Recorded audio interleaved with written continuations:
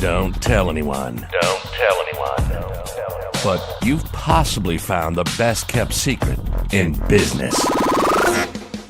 He's handsome. He's loud. He's got some tattoos.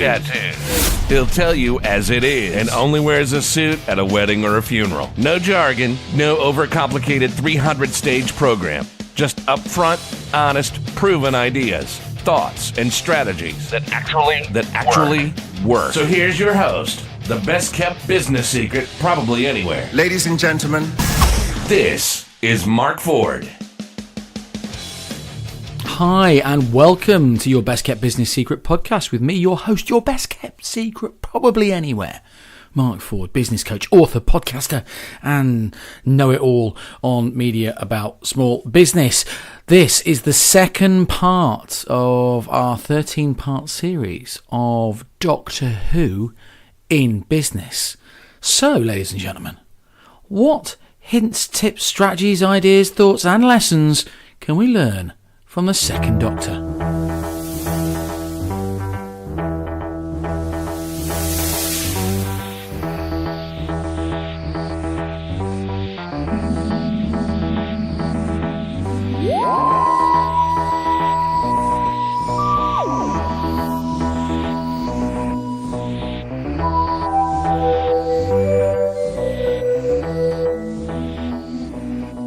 You never want to be the person to follow that guy, do you?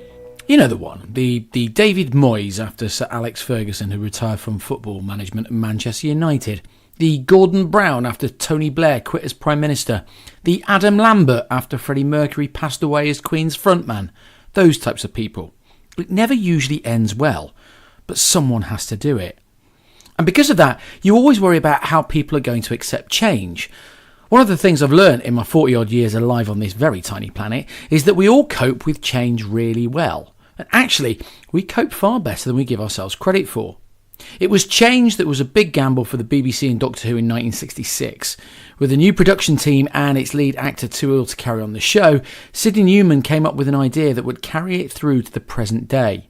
The transformation into the Second Doctor, originally referred to as a renewal, a figure who was the same essential character as the first, but with a very different persona, was a turning point in the evolution of the series and eventually became a critical element of the series' longevity. The First Doctor had grown progressively weaker in his last story whilst battling with another foe that kids had talked about every week, the Cybermen. It was art imitating real life. Hartnell had become increasingly frail, but at the end of the story the Doctor returned to his ship, the TARDIS, and collapsed. His body renewed itself and turned into that of Patrick Troughton.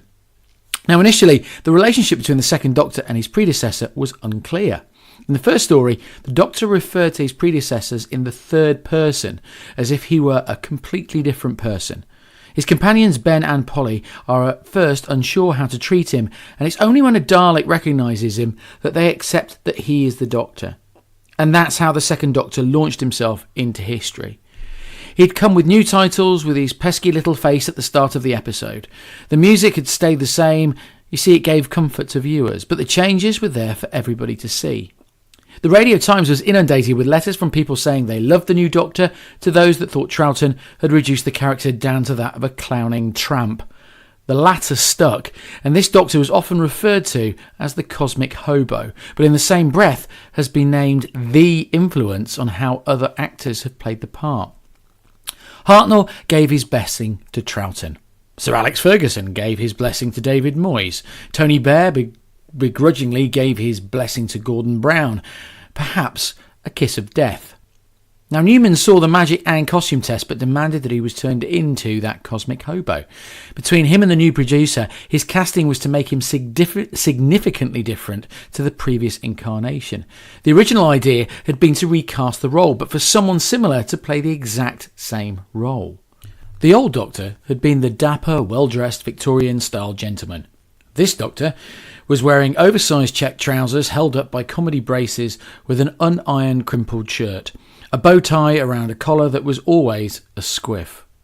His first episodes were to show this Doctor as aloof, slightly self-absorbed, and not spending any time explaining his actions, much to the frustration of his companions and some of the audience.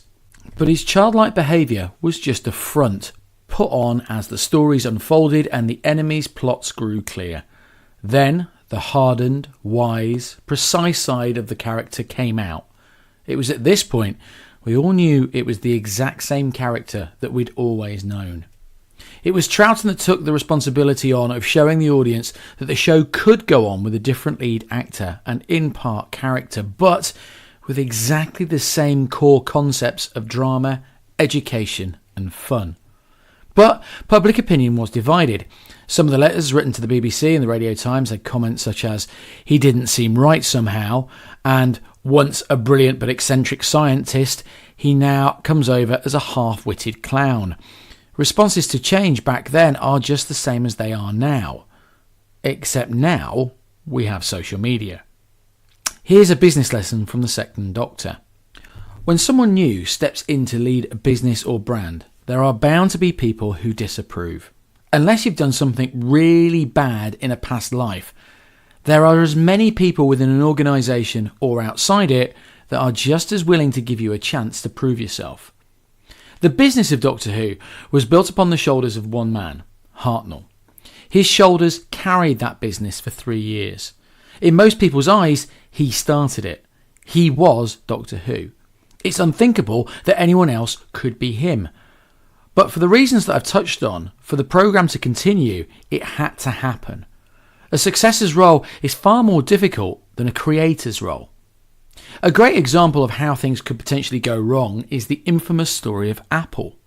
Steve Jobs and Steve Wozniak created and built Apple. They added John Scully to the board of directors, but it became apparent that the vision for Apple of Jobs and Scully were vastly different.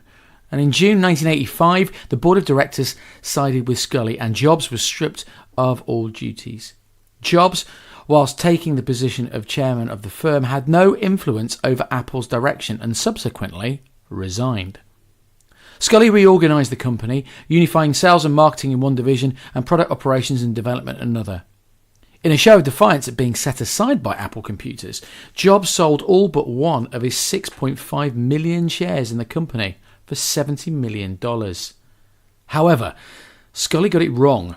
It could be argued that because he hadn't walked the successful steps to creating the Apple brand, that when the pressure was on and competition became fierce, he was unable to move the company back up those same steps.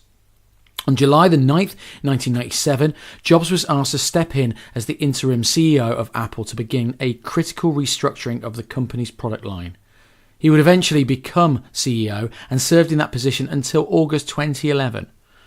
On August 24th, 2011, Steve Jobs resigned his position as Chief Executive Officer of Apple before his long battle with pancreatic cancer took his life on October the 5th, 2011.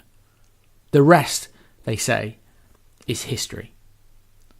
Some would say he ran a big danger to his career by returning to the business he built, and he is probably one of the very few people in business that could have made it work. But the reason I told you this story is that it demonstrates how hard it is to be the person that follows the guy. Safe to say that Tim Cook is doing a very good job in running a world-class business now. History in business can teach us so many things, and failure teaches us just as much as success. So, back to Troughton. The show had to keep up with its audience and keep relevant, something many businesses don't do. Some of the audience would be encountering it for the very first time, and it makes sense that the show needed to change with the actor. The production team's first decision was to abolish all the purely historical stories. The lure of pure science fiction and exotic aliens were far too big, especially as there was an influence from America. The format of the show began to change, and for this Doctor they found a winning formula. Partly because of financial reasons and partly for time constraints, the formula for most of Troughton's era was the base under the siege formula. They walk in, base is under siege from villains, they save the day from where they are. Pretty simple, right?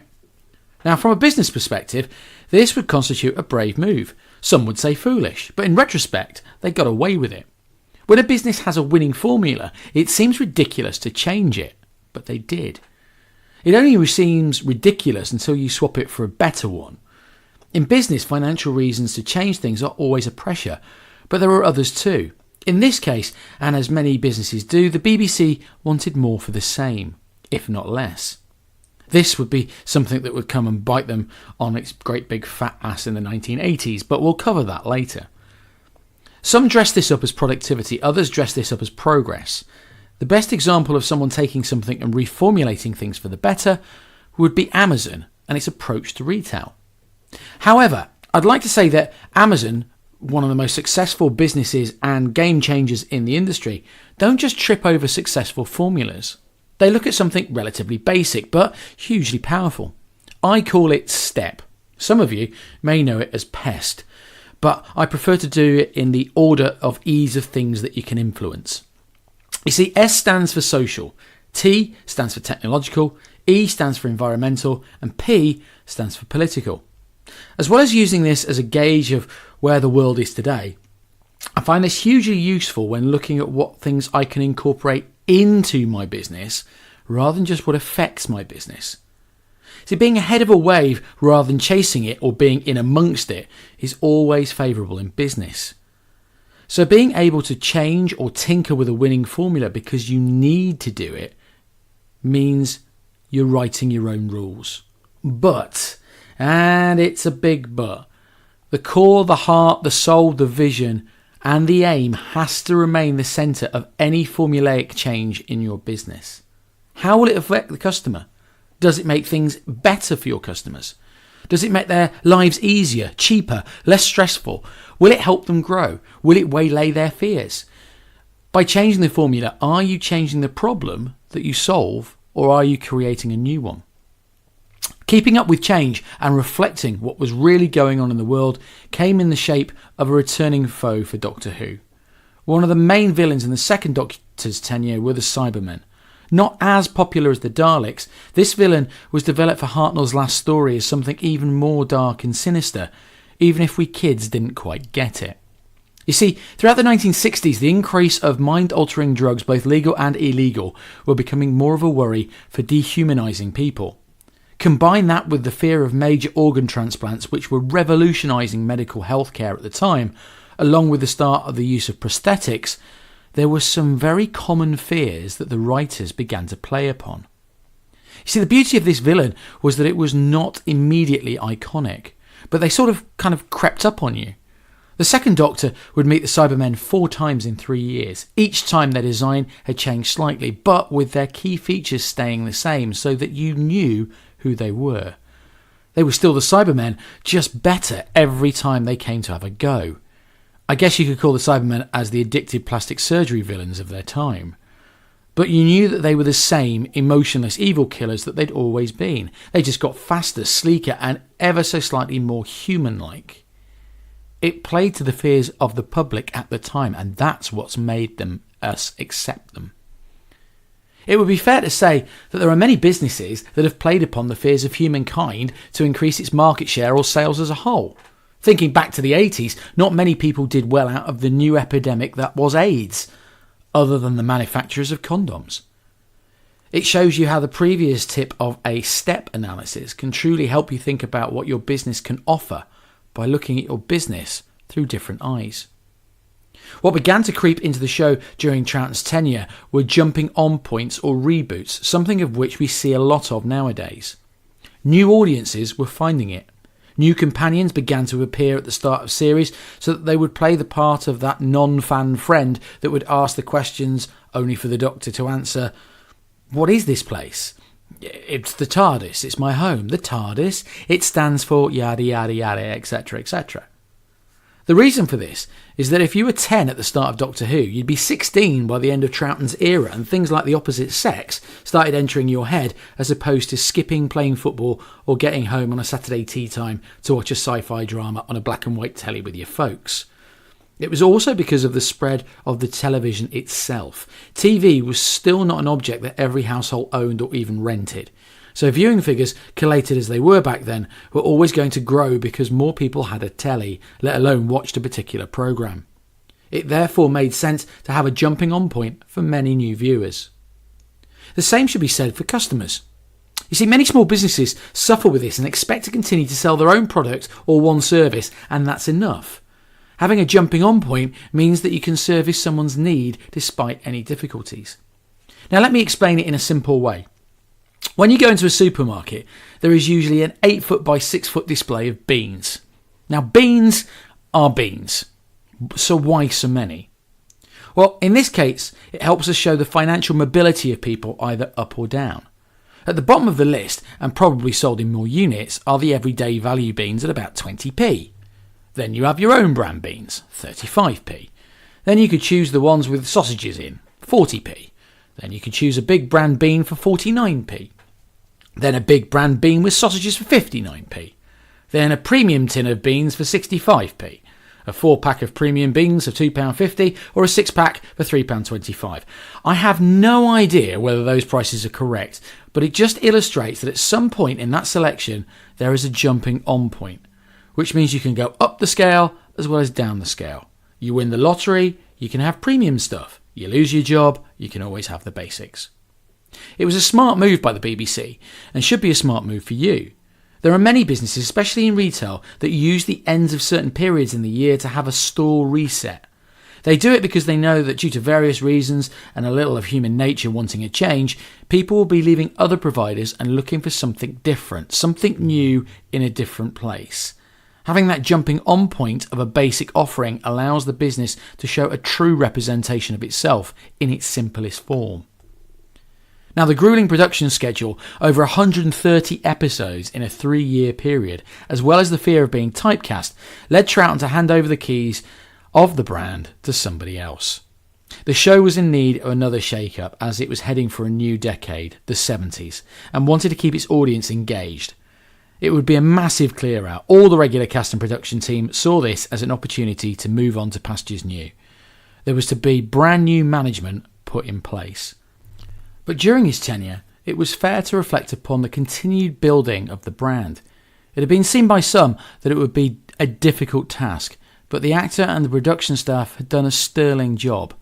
Remember, no TV series had recast its leading role and been so blatant about the fact it was meant to be somebody different. American shows had recast characters, and the actors playing them had been direct replacements for the previous actors. This was a programme who chose to thrive on it being somebody completely different. During its second incarnation, the Doctor confronted familiar foes such as the Daleks and the Cybermen, as well as new enemies such as the Great Intelligence and the Ice Warriors. It was also during this time that the Doctor first met one of the longest lasting supporting characters in the Brigadier, Alistair Gordon Lethbridge Stewart, and he ended up becoming the leader of the British contingent of UNIT, a military organisation tasked to investigate and defend the world from extraterrestrial threats. The production team balanced old favourites with new characters and foes, something that, in business, in the current climate, we struggle to balance. Now, for some reason, businesses sit in the "we've always done it this way" camp, or the "let's keep trying something new and forget our existing customers" camp. The most successful companies strike that balance. They have a core offering that works. No doubt about it, it works. But they also reach out to their clients and customers and engage with them in relation to what new problems they can solve. The Doctor Who team were doing just that. They were keeping the balance of giving the viewers what they had always wanted and something new, making it interesting and sexy to like it. They were also using what us geeks call fandom as a sounding board. There are many stories that suggest that somebody was actually paid to read lots of stuff, letters, articles and books looking for references to Doctor Who and what people would have liked to have seen. This was then given to writers and the production team. Was the second Doctor's tenure a success? Well, if you look at it from a ratings point of view, perhaps not. Shows peaked at about 9 million and bottomed out at about 4 million. So it'd be fair to say that at best it was hit and miss. But it was a difficult position to be in. Troughton came in as the man to follow the guy. And as discussed before, it's a thankless task. You never get the plaudits if it went well, because all the success would have been because of the other guy. And if it went badly, it was because you weren't as good as the other guy. Now, looking back on the era some years later, we'd say it was a success, probably because of the knowledge of the failures that were to come. His legacy outlived his life, unfortunately. And as a fan, it was sad that people thought of his work so fondly after he'd passed. Looking at later incarnations of the Doctor through Sylvester McCoy and Matt Smith, you can tell that they were heavily influenced by Troughton's portrayal. Imitation is the best form of acceptance of success. So nowadays, his tenure is viewed as a success. The second Doctor's time came to an end when the TARDIS landed in the middle of a war zone created by a race of alien warlords who, with the help of another renegade Time Lord, the War Chief, progressively kidnapped and brainwashed humans into becoming soldiers for them, hoping to use the ones who survived to conquer the galaxy. Although the Doctor was able to defeat their plan, he realised he would be unable to return the human subjects to their various original points in Earth's history. He therefore contacted the Time Lords, and thus creating mythology and telling us his backstory, while sacrificing his own freedom in the process, and despite an attempt to escape was forced to return to his home planet. He was then put on trial by the Time Lords for breaking their laws of non-interference, and despite the Doctor's argument that the Time Lords should use their powers to help others, he was sentenced to exile on 20th century Earth, the Time Lords forcing his regeneration into the Third Doctor in the process. Jamie and Zoe, Troughton's companions, were returned to their own time with their memories of all but their first encounter with the Doctor wiped, and the secret of the TARDIS was also taken from the Doctor. But that's not all that was taken from the Doctor. So were the 60s, and black and white. Right, a quick recap on the second Doctor. Number 1, no one wants to be the person who follows the guy, but inevitably it will happen.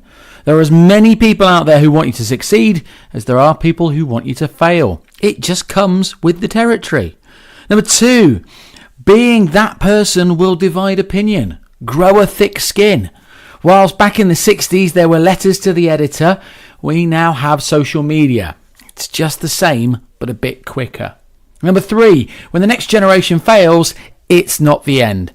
There are as many lessons in failure as there are in successes.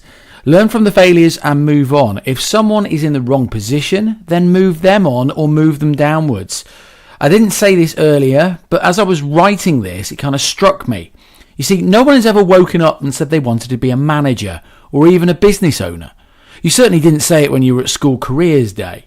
We actually wake up one morning and found out that that's exactly where we are. We are a manager or we are a business owner. We became accidental managers or accidental business owners. It's a life lesson when things don't work, but in most cases it's just not the right foot for the right business. That's all. Just ask John Scully. Number 4, look at the business and the world around you in equal measure. Don't be blinkered. Use the step analysis that I spoke of earlier: sociological, technological, environmental and political. Use this with regard to what is affecting your business and how you can use it to work for your business. Number 5, businesses should use emotions in selling and their positioning. People buy on feelings, and if they feel threatened or love or any other deep connection, they will usually be attracted to you and start a customer/client relationship with you. Number 6, are you cutting your nose off to spite your face? Have you got a jumping on point in your business? Is there a lower end product or service that your customers can join you on, or a premium product that the wealthier client would want? Either way, by not just offering a one-size-all-fits-all, it will always improve your cash flow. Number 7, knowing when to get out. If it's too tough or you feel like you're stifled, then it's usually the right time to get out. It really is the only way you should think about it in business. If you hate what you do, it's a chore, and you're just struggling to stay still, move on and don't look back. There will always be other opportunities, other things for you to enjoy, and other things for you to enjoy when you're doing them. The only things we regret in life are the things that we haven't done. Unless, of course, you're a serial killer, we never lie on our deathbeds and say, I wish I hadn't. We always lie there and say, I wish I had. So if you've given it a good go, move on, my friend. There is no such thing as a career for life. Just ask all those people that have lost their jobs over the last 10 years, including those in the public sector. They thought they were safe, and as we move on to the future, which is pretty cool considering this is a podcast with Doctor Who, there will be jobs that as we sit here right now, you'll end up doing, and they haven't even been thought of yet.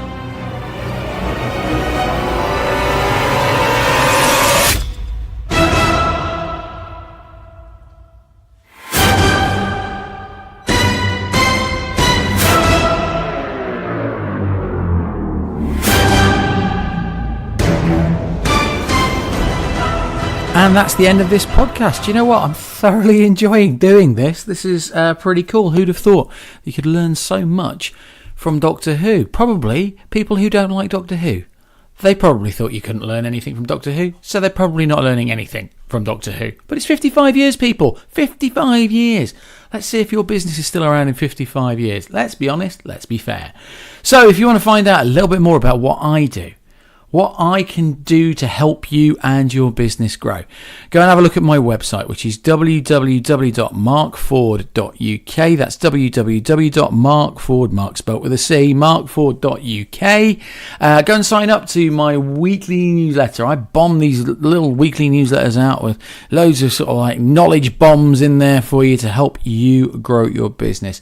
Have a look at the mastermind courses. Have a look at the events that I'm doing. Have a look at all the other podcasts and blogs and videos and all that sort of stuff. There's loads of free stuff on there. Yeah, it's a really great place to help you move your business on. So until next time, where we talk about Jon Pertwee, the Third Doctor. How exciting. I'll see you soon. You take care, you go out and you be brilliant. Ta-da. This podcast is sponsored by JB Commercial Finance, the trusted funding solutions for business. JB Commercial Finance are experienced, whole-of-market commercial finance brokers and will help you and your business raise money no matter your circumstances. Whether you're investing in your business, have cash flow challenges, or you're looking to acquire commercial premises, get in touch with us now for independent, expert, and honest advice. For a free, no-obligation assessment, find us at www.jbcommercialfinance.co.uk or call 0116-3440-322. JB Commercial Finance is fully authorized and regulated by the Financial Conduct Authority and are proud members of the National Association of Commercial Finance Brokers.